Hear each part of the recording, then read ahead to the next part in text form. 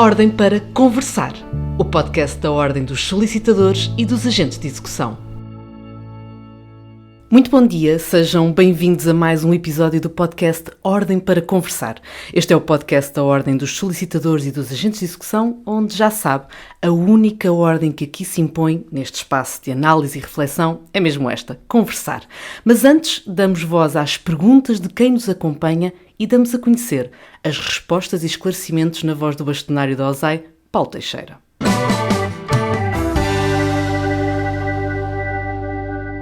E cá estamos, mais uma vez, Sr. Bastonário, muito obrigada.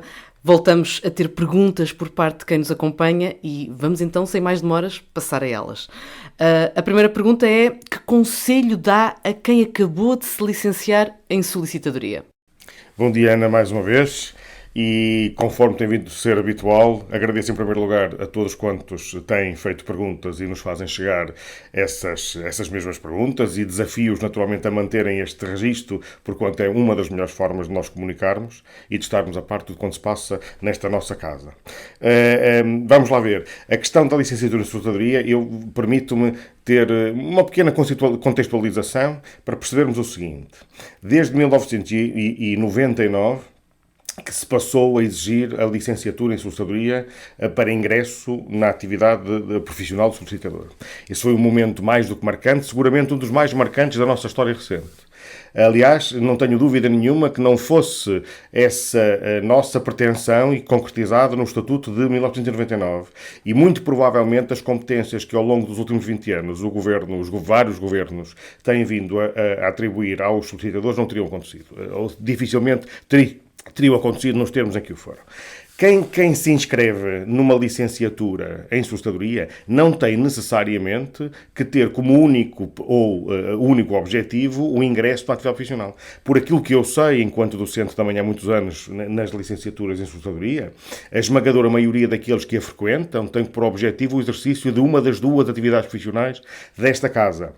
Portanto, se na verdade o objetivo foi o ingresso nesta profissão, então o que eu aconselho vivamente é que mal conclua a licenciatura, que se inscreva no estágio e que depois siga o caminho normal. Ainda que na verdade cada vez mais assistamos àquilo que é a utilização, ou a possibilidade de utilização dessa licenciatura como critério para aceder a determinadas funções públicas ou privadas, e isso tem vindo a aumentar ao longo dos anos. Portanto, se quem concluiu a licenciatura em solicitadoria tinha na sua ideia inicial ou, após a conclusão, ingressar nesta atividade, exercer esta atividade, então o conselho que eu dou, e darei naturalmente as boas-vindas a quem se inscrever também no estágio para os solicitadores. Se na verdade o objetivo é exercer uma carreira pública ou privada ligada ao mundo do direito, com certeza que sim, que essa licenciatura tem vindo a ser cada vez mais dada como suficiente, dada como adequada para o exercício dessas outras funções. Passamos a uma outra pergunta que também mantém aqui um bocadinho o registro, o mote, digamos assim. Enquanto professor da licenciatura em solicitadoria, quem acha que pode e deve lutar pelo posicionamento dos licenciados? As instituições não se importam? Não seriam professores e alunos? Bom, eu tenho que discordar um bocadinho no que diz respeito a essa afirmação de que as instituições de ensino não se importam. Por aquilo que eu sei em primeira mão de várias instituições, é que fazem um trabalho meritório com vista ao reconhecimento daquilo que podem ser as várias saídas profissionais e o valor, o mérito, a oportunidade da existência da licenciatura junto ao mercado de trabalho e não só, e também junto das instituições governamentais. Que se é um trabalho que tem que continuar a ser feito, não tenho dúvida nenhuma, e não peca, por outro lado, é que esse trabalho das instituições seja naturalmente acompanhado pelos professores, ainda que na verdade, e pelos alunos, não o devam fazer, na minha modesta opinião, de forma desintonizada com aquilo que é o caminho a ser levado por diante pelas instituições. E acrescento que, embora não seja papel fundamental desta nossa casa, a verdade é que, ao longo dos anos, temos vindo, muitas vezes, a estar a par das lutas que são levadas a efeito pelas instituições, precisamente para terminar, conforme um bocadinho disso, naquilo que é cada vez mais o reconhecimento da licenciatura em solicitadoria como critério, digamos assim, de natureza académica para aceder a várias atividades profissionais, não só a de solicitador ou de agente de execução. E agora temos aqui uma outra pergunta que inclusivamente deixa uma ideia de projeto. Para quando um soli alto e para quando mais protocolos externos, descontos? Muito bem. A questão do soli alto, se eu bem percebi, ou se eu posso ter o arrojo de pensar ou estabelecer um paralelo, deve querer referir-se ao colega ou a colega que fez a pergunta ao solipred, algo semelhante ao solipred, mas não necessariamente para as informações de cariz predial, mas sim do registro automóvel. Se é isso que foi perguntado, evidentemente que nós, já não é a primeira vez que a OSAI, mesmo nesta direção, na direção anterior, nas direções anteriores, tentou que se conseguisse, junto da mesma instituição que é o IRN, o acesso à informação mais ou menos nos mesmos termos em que nós temos em relação ao registro predial. A verdade é que até hoje não foi ainda possível. Há dificuldades essencialmente de cariz técnico, porque o desenvolvimento das plataformas e aquilo que é o funcionamento do registro predial online, ou melhor, do registro predial no seu todo e do registro automóvel tem diferenças. Nós não as vemos enquanto utilizadores, mas elas têm diferenças e, portanto, essas diferenças têm vindo a constituir obstáculo para que possamos ter, nos dias de hoje, um acesso mais ou menos nos mesmos termos em que o temos do solipred. Mas é uma belíssima ideia, muito obrigado pela sugestão e certamente que levaremos por diante essa mesma luta, porque é muito importante para os solicitadores. No que diz respeito aos protocolos com descontos, nós temos inclusivamente uma colega no Conselho Geral que tem por missão, entre outras, a celebração de protocolos e a procura de novos protocolos precisamente para obtermos descontos.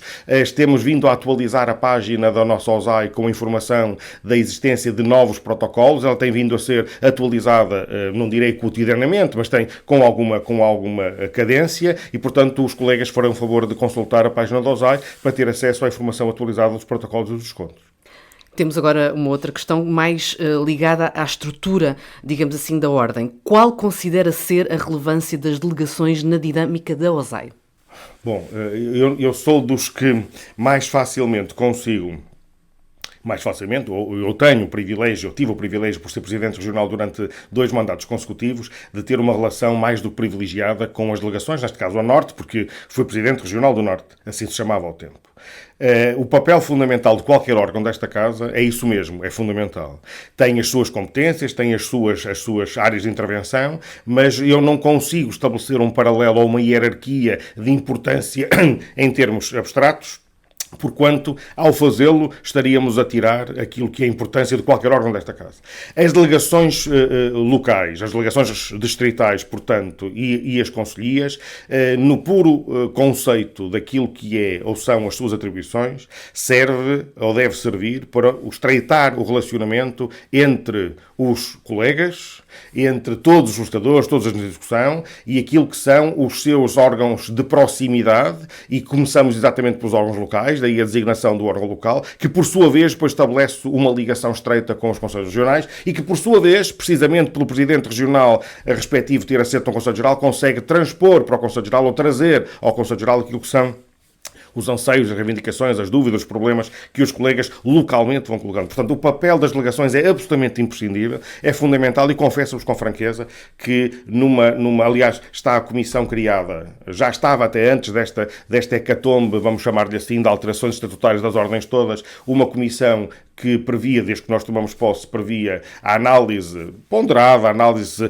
feita com uma reflexão muito longa, se necessário fosse, para alterações ou propostas de alterações estatutárias, e uma delas visava precisamente a reorganização da estrutura orgânica desta Casa, que não passaria por outra coisa que senão, se calhar, mesmo até o reforço das competências das delegações regionais, até mesmo, se calhar, dos conselhos regionais.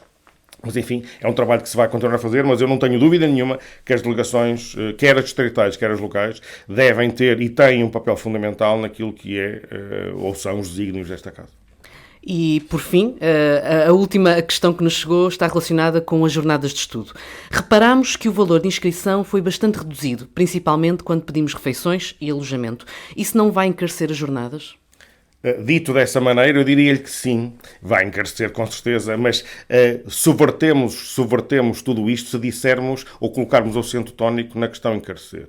Porque, efetivamente, quando se trata de fazer um investimento, quando se trata de permitir aos colegas que se reúnam, que estejam juntos a refletir sobre temas tão importantes quanto os que já constam do programa, que os colegas certamente já têm acesso, quando se trata de reunir os colegas também para confraternização, quando se trata de usar os recursos da OSAI para permitir que nós nos encontremos uma vez por ano numa jornada de estudo que já tem tradição nesta casa, eu julgo que não fica nada caro. Se há, efetivamente, recursos que nós devemos usar em prol daquilo que são os interesses dos nossos associados, evidentemente que esses recursos serão usados, mesmo que, na verdade, se entenda que 50 euros da inscrição para dormir com as refeições, com a inscrição nos trabalhos, que não é nada caro para o associado, com certeza que sim, porque a Ordem suportará a diferença. Mas quando se diz que a Ordem suporta a diferença, estamos a dizer que todos nós, com aquilo que são os contributos de todos nós para o orçamento, para aquilo que são as receitas desta casa, são utilizadas não só, mas também na realização de mais umas jornadas que se prevêem de grande sucesso mais uma vez. Sr. Bastonário, daqui a 15 dias cá nos encontramos e, mais uma vez, muito obrigada. Muito obrigado, eu.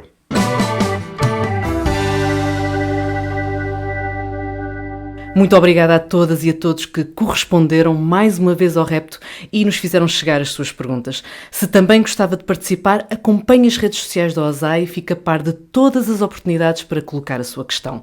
O pleno cumprimento da missão deste espaço depende disso mesmo, da sua participação. Hoje recebemos Susana Antas Videira, licenciada, mestre e doutora em Direito. Exerce desde janeiro de 2022 as funções de coordenadora da licenciatura em Direito e do mestrado em Direito Judiciário da Universidade Europeia. É professora associada da Universidade Europeia e da Faculdade de Direito da Universidade de Lisboa. E é ainda investigadora principal integrada do Instituto de Investigação Interdisciplinar da Faculdade de Direito da Universidade de Lisboa, investigadora colaboradora do Centro de Estudos Jurídicos, Económicos e Ambientais da Universidade de Lusíada e vice-presidente do Instituto de História e do Pensamento Político. Autora de diversas publicações nas áreas da História do Direito e do Estado, do Direito Civil e Processual Civil e do Direito da Educação, foi diretora-geral da Direção-Geral da Política de Justiça e integrou gabinetes de diferentes áreas governativas. Atualmente é também consultora jurídica da OSAI e é nossa convidada por todo este percurso que fala por si. E falando deste percurso, recuamos nesta primeira pergunta e pergunto-lhe, em 91, quando entrou em Direito, tinha em mente este futuro? Muito obrigada pela questão, muito obrigada também pelo amável convite. É um gosto ter a possibilidade de conversar neste nosso tempo que está tão voraz, tão rápido. Ter de facto a oportunidade de estabelecer boa conversa é um privilégio e, portanto, por isso agradeço o amável convite que me foi dirigido. Bom, a pergunta é uma pergunta ao mesmo tempo difícil e fácil de responder. Difícil porque mostra que já cresci na idade, quando apela a 1991. São de facto várias décadas. Fácil porque a resposta se cifra em 3 letras. Não me foi de todo possível antever este percurso. Aliás, para alguém que tinha até a ideia que conseguia controlar até ao limite o seu percurso, o que é facto é que a minha vida me surpreendeu bastante. E de tudo aquilo que salientou, eu não pude de facto prever nenhuma daquelas atividades que vim exercer, inclusivamente aquela que é a minha há várias décadas, há quase 30, que é a função de professora universitária. Até porque eu entrei na Faculdade de Direito com um propósito muito diferente. Eu pretendia ser juiz de Direito. Aliás, era um desígnio que eu achava que estava traçado desde o primeiro dia em que entrei nos bancos daquela clássica escola, daquela clássica universidade. Mas havia algo que se calhar nesse percurso é comum. Eu tinha desde o primeiro momento a percepção de que esta nossa formação permitia transformar o nosso mundo em algo um bocadinho melhor ou eventualmente também significativamente pior.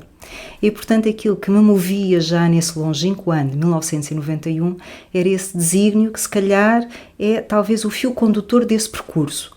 Colocar a minha formação, a formação jurídica, o direito, ao serviço de algo que pudesse ser um bocadinho melhor, que significasse, uma palavra, a realização da justiça. E se calhar, talvez seja esse o fio condutor dessa natureza tão variada de funções que eu não poderia, de facto, prever nesse longínquo ano de 1991. Vou aproveitar a ponte, nesse fio condutor lá está. A academia está sempre presente, o estar enquanto professora está sempre presente. O que é que representa? É realmente uma necessidade e um gosto em simultâneo? É uma necessidade e um gosto. Ainda, como lhe disse, foi uma carreira que me atingiu e que eu nunca pensei ter. E, aliás, é uma história que se conta em pouquíssimas palavras e foi a história que mudou completamente o meu percurso. Em 1996, estava eu praticamente licenciada, tive a oportunidade de ter uma reunião com o professor Martim de Albuquerque. Tinha sido meu professor de História do Direito, em 1991, precisamente, e 5 anos envolvidos, conversando com o professor Martim de Albuquerque, ele coloca-me 3 perguntas, às quais eu, não sei se por temor reverencial, se por sorte, respondi da forma adequada e correta, já lhe explico porquê, e essas 3 respostas a essas 3 perguntas condicionaram completamente o meu destino, porque querendo eu ir para o SES, estando a fazer o estágio para o exercício da advocacia com um antigo assistente da faculdade, que tinha sido meu assistente, o Dr. Paulo de Sá e Cunha, o que é facto é que nessa conversa com o professor Martim ele coloca-me 3 questões. Imagino, depois de me falar no que era a vida académica, que gostaria de integrar a vida académica. E eu respondo, do alto dos meus 22 anos, porque só fazia 23 em agosto, sim, senhor professor. Então imagino que se vá inscrever no mestrado. Pois com certeza, senhor professor. E a terceira pergunta foi esta. Como sabe, numa escola pública ninguém entra por convite, só por concurso. E, portanto, quando abrir o concurso, imagino que também se vá candidatar. E a terceira resposta também já imagina qual terá sido. Pois com certeza, senhor professor. E, portanto, estas 3 respostas, na sequência desta conversa, determinaram de facto que eu me tenha inscrito logo em 1996 no mestrado em Ciência do Direito, depois me tenha candidatado ao concurso que entretanto abriu para monitora da Faculdade de Direito, em 1996, portanto, e depois a terceira e última pergunta foi, naturalmente, o início de uma vocação, que hoje é uma paixão. Mesmo por todas as atividades pelas quais passei, nunca deixei de dar as minhas aulas. Eu costumo dizer que não faço ginástica, dou aulas. Parece-me ótimo. É uma ginástica mental, porque acredito que ir sempre ao encontro de diferentes, digamos assim, desafios do outro lado, porque todas as pessoas são diferentes, por isso não há 2 dias iguais. Não há 2 dias iguais, nem 2 aulas iguais. Os meus alunos sabem que eu leciono sem um papel à frente e, portanto, nesse contexto nem há um guião onde me possa basear. E, portanto, as aulas são sempre diferentes, o contacto com os estudantes, quer do mestrado, quer da licenciatura, quer depois do doutoramento, é também ele muito diverso e, de facto, preenche-me como profissional. É muito difícil para mim entrar na escola e não ser cumprimentada pelos meus estudantes. E, portanto, é uma paixão, respondendo à sua questão, e é também uma necessidade. Agora, essa necessidade tem sido também complementada por outras atividades às quais também me tenho dedicado e nas quais procurei sempre também realização. Ainda que seja de facto a atividade recorrente, tive a sorte de poder conciliar com outras funções e eu penso que essa conciliação também me moldou como professor, porque haver o conhecimento associado nomeadamente à realidade, à vida prática, também nos ajuda a pensar os problemas de uma outra forma. E quando se passa por gabinetes de governo, o que é que muda também na nossa maneira de ver, seja o contexto de sala de aula, mas também, lá está, a tal realidade? É muito importante e eu acho que foi para a minha formação, não só como profissional, mas também como pessoa, de uma riqueza extraordinária. Eu comecei o meu percurso também de uma forma inopinada, não conheci nenhum dos ministros previamente com os quais trabalhei com 3, em funções diferentes, em ministérios diferentes. O primeiro foi a presidência do Conselho de Ministros. E entrando na presidência do Conselho de Ministros, eu tive a responsabilidade da coordenação técnica do processo legislativo do Governo. E estar no coração do Governo, com o controlo técnico, ainda muito jovem, do processo legislativo, coadjuvando o Ministro da Presidência, deu-me de facto um conhecimento muito aprofundado daquilo que é a rapidez e ao mesmo tempo a necessidade de não falhar, porque na política não há de facto duas oportunidades e quem tem um percurso muito técnico como é o meu, tinha que colocar efetivamente o saber técnico ao serviço desse desígnio que a política servia. E, portanto, essa rapidez do acontecer, ao mesmo tempo termos a possibilidade de conhecer todas aquelas que eram as políticas públicas materializadas em atos normativos que estavam a ser adotadas. E depois a responsabilidade de as concretizar nesses atos normativos. Garantir que existia essa harmonia entre o pensamento de política pública e, ao mesmo tempo, a tradução normativa desse pensamento de política pública. Foi uma escola extraordinária e que, naturalmente, também me moldou como professor. E aí também sentiu muito o impacto da exigência do imediatismo, que nem sempre se coaduna com o que é o tempo necessário para pensar, estudar, construir, testar. É verdade, é verdade. Portanto, aquilo que mais me impressionou era essa celeridade, essa rapidez, e muitas vezes, quando pensamos na nossa atividade como juristas, fazer justiça, muitas vezes implica o seu tempo. E é por isso que é habitual falar-se no tempo dos tribunais, que por vezes é diferente do tempo de outras áreas, nomeadamente a área governativa. Agora, esse é um desafio. É um desafio. O outro desafio prendia-se também com as exigências da política, que já Maquiavel ensinava a serem diferentes das exigências da realização da justiça. E, portanto, o imediatismo, a velocidade e, ao mesmo tempo, também aquilo que era a necessidade de imprimir uma solução para um problema que, entretanto, surgiu e que era necessário responder, o que eu aconselhava sempre era, mesmo perante o imediatismo, ponderação. As leis carecem de ser avaliadas. O tempo pode ser mais curto ou mais longo, mas esse tempo de ponderação é sempre absolutamente indispensável. E tudo isto fez diferença quando chegou ao cargo da diretora-geral da DGPJ? Sim, absolutamente. Foi outro momento particularmente marcante, até porque eu chego às funções de diretora-geral da Política de Justiça num momento particularmente difícil para a nossa experiência coletiva recente. Estamos a falar de um tempo muito próximo de 2011. Em 2011, como todos nos lembramos, estivemos sujeitos a um ajustamento económico e financeiro e eu tive também a responsabilidade de auxiliar a ministra de então na coordenação, no meu caso técnica, do Programa de Ajustamento Económico e Financeiro para a área da Justiça. E, de facto, foi muito gratificante perceber que essa área governativa foi a primeira a concluir o cumprimento do Programa de Ajustamento Económico e Financeiro. E, portanto, era um momento agudo, era um momento difícil e eu, após concurso aberto para o efeito, integrei as funções de diretora-geral e transplantei, nomeadamente para a direção-geral, aquela que era a responsabilidade de garantir ou de prosseguir a execução do Memorando de Ajustamento Económico e Financeiro, mas não se tratava apenas de executar medidas que eram heteroimpostas, que nos eram impostas de fora. Era necessário também, dialogando com os parceiros internacionais, dar nota daquilo que era, falava há pouco, do pensamento estratégico de reforma que se entendia relevante para a justiça em Portugal, estruturado em vários eixos, desde a desformalização ao recurso às tecnologias, passando por uma nova organização judiciária e, ao mesmo tempo, também por um particular interesse devotado às matérias da chamada justiça económica, que mediam a competitividade do país. Portanto, várias frentes a que se associou depois, nomeadamente, a reforma da justiça administrativa, porque também ela é muito impactante na relação entre a administração e os particulares, e portanto eram várias frentes ao mesmo tempo, e que o Gabinete de Estudos do Ministério da Justiça, ao mesmo tempo produtor de estatísticas oficiais e ao mesmo tempo gestor dos meios de resolução complementar de litígios e ainda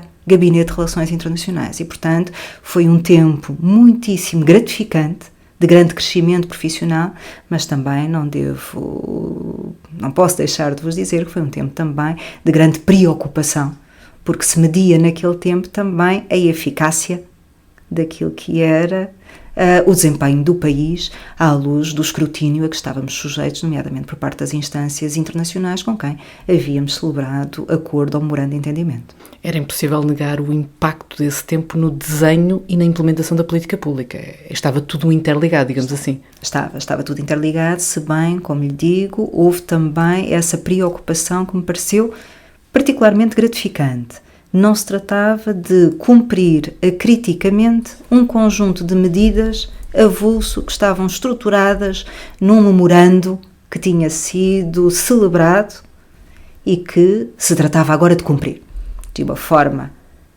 acrítica, de uma forma quase sacramentalizada. Não, tratava-se ao mesmo tempo de orientar para os objetivos e não apenas uma obrigação de meios. E é nisso em que eu aposto de facto também aquilo que é a relevância da função que fui desempenhando em cada momento, orientação para resultados, mais de cumprir metas, perceber se efetivamente aquele caminho era o caminho mais adequado para se atingir um determinado objetivo. E esse objetivo tinha que ser um objetivo que fazia diferença, sempre para melhor. E voltávamos nomeadamente àquela que era a nota inicial: o direito pode ser muitíssimo relevante no sentido de mudar as sociedades para algo, pelo menos, um pouco melhor. E, portanto, era essa a preocupação que estava sempre subjacente. E temos conseguido desde esse tempo mudar para melhor no que diz respeito à celeridade, à eficácia. Muito mudou na justiça desde essa altura. Claro que sim, apesar de hoje se falar na reforma da justiça, olharmos nomeadamente para aquilo que possam ser as dificuldades associadas à justiça, que existem efetivamente. Agora, algo que eu também percebi ao longo destes quase 20 anos, ou já mais de 20 anos, ligada à justiça, e alguns deles, muitos deles ligados ao Ministério da Justiça, levam-me a dizer-vos também que, por regra, a justiça não está nas notícias por boas razões. E, portanto, quando a justiça surge na comunicação social, surge efetivamente pelos piores resultados. O que é facto é que nós, nestes anos, temos bons argumentos para confiar na justiça em Portugal. Por exemplo, nós hoje, quando olhamos para as estatísticas oficiais, já notamos uma certa inversão de tendência. Mas o que é facto é que entre 2012 até há muito pouco tempo, os tribunais, a generalidade dos tribunais estavam, nomeadamente os tribunais comuns, estavam a conseguir, a justiça administrativa é um setor diferente, carecia de particular atenção, mas os tribunais comuns resolviam mais processos que aqueles que entravam. E, portanto, a pendência estava a diminuir. Isso é um traço de eficácia dos tribunais comuns. Não acontece por acaso.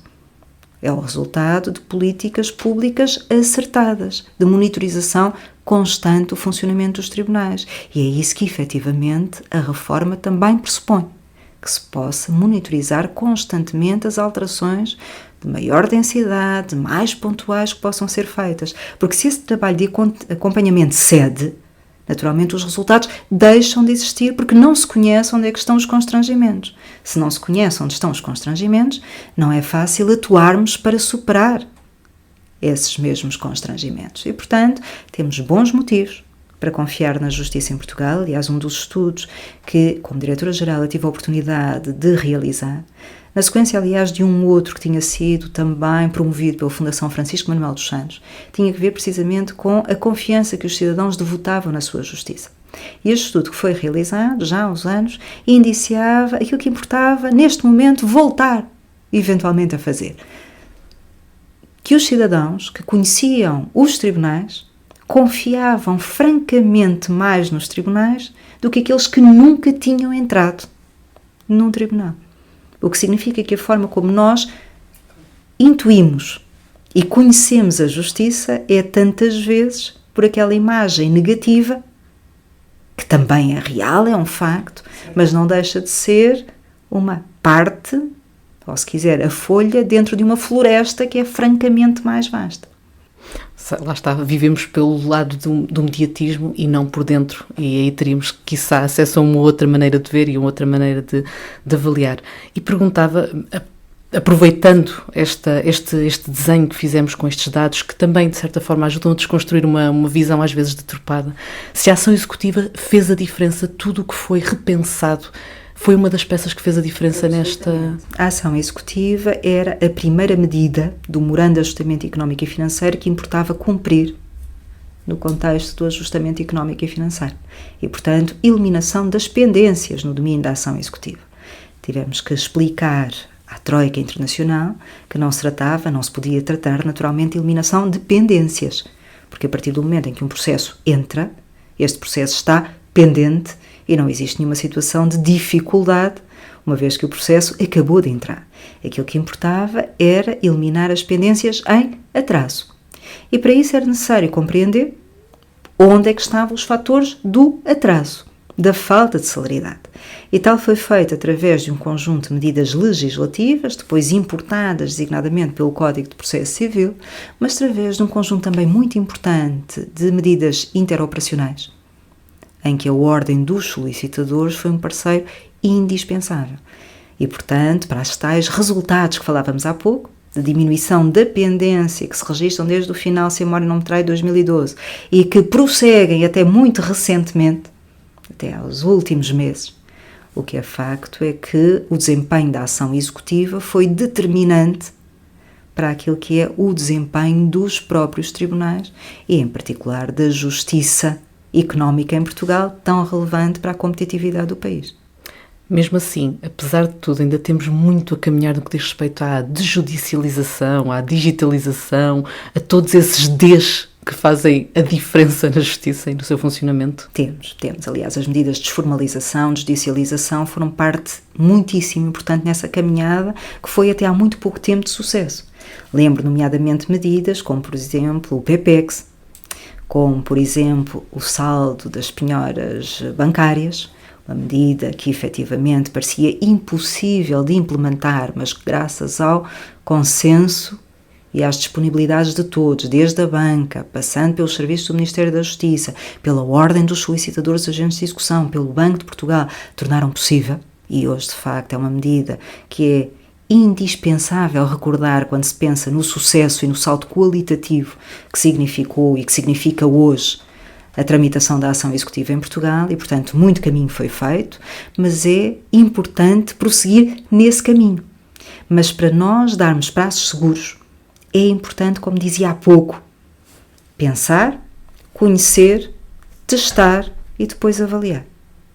Porque medidas avulsas, impensadas e depois desacompanhadas podem efetivamente significar aquilo que também vi tantas vezes acontecer, que era a construção de sistemas operativos extraordinariamente dispendiosos, mas por falta de manutenção e de acompanhamento acabavam por não servir os seus propósitos. E, portanto, é indispensável essa sincronização, é indispensável esse diálogo, nomeadamente entre os sistemas de suporte da ação executiva, que são geridos pela OASAI, e os sistemas de suporte dos processos em tribunal, os sítios, que é gerido pelo Instituto de Gestão Financeira e equipamentos do Ministério da Justiça, e, portanto, esse diálogo é indispensável. Essa intercomunicação é indispensável.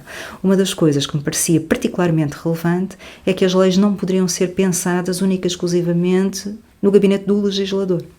Era indispensável que uma lei que pudesse ter impacto, nomeadamente no contexto da tramitação dos processos, pudesse ser dialogada desde logo com os informáticos.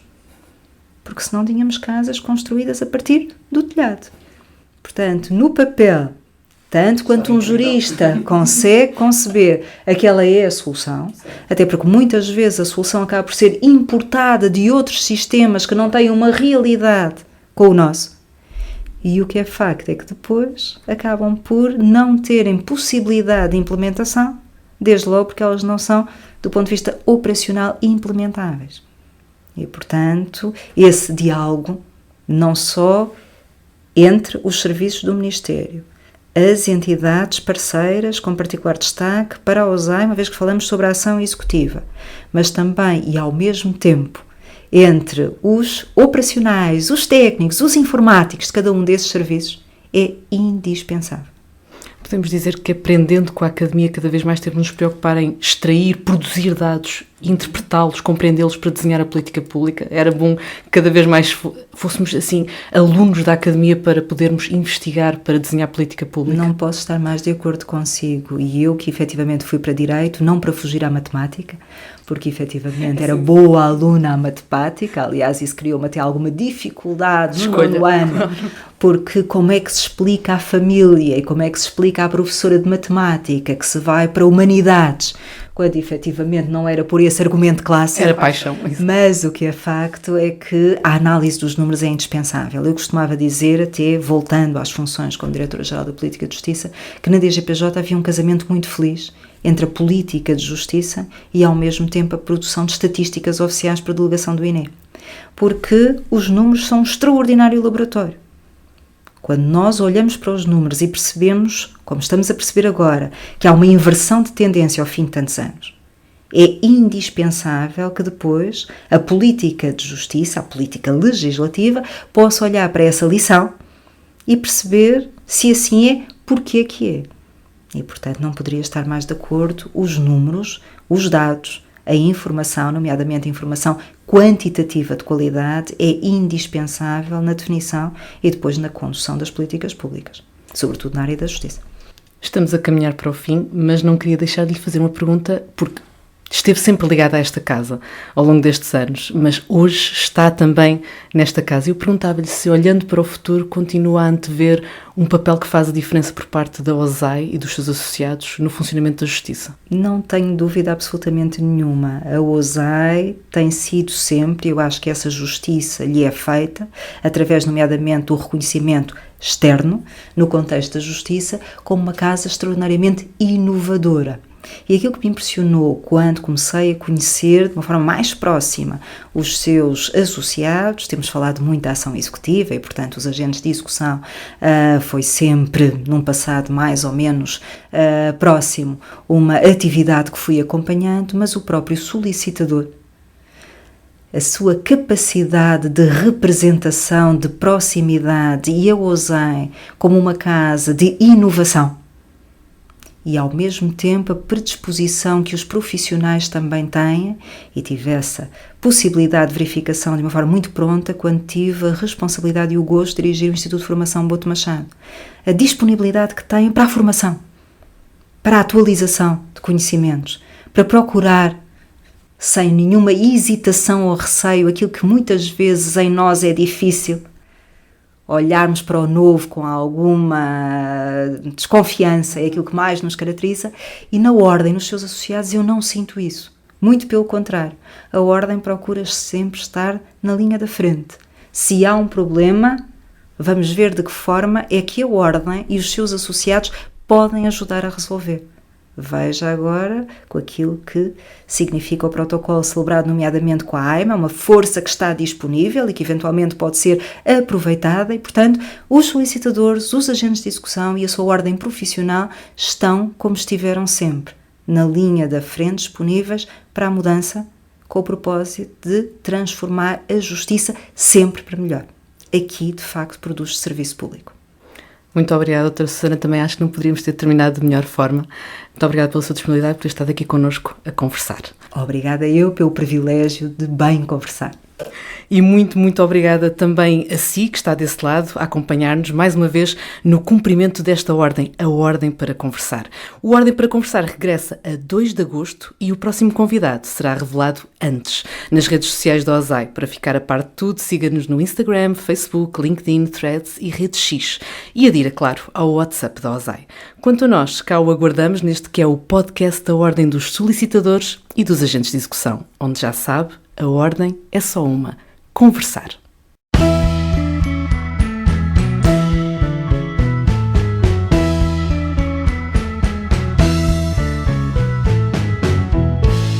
Ordem para Conversar, o podcast da Ordem dos Solicitadores e dos Agentes de Execução.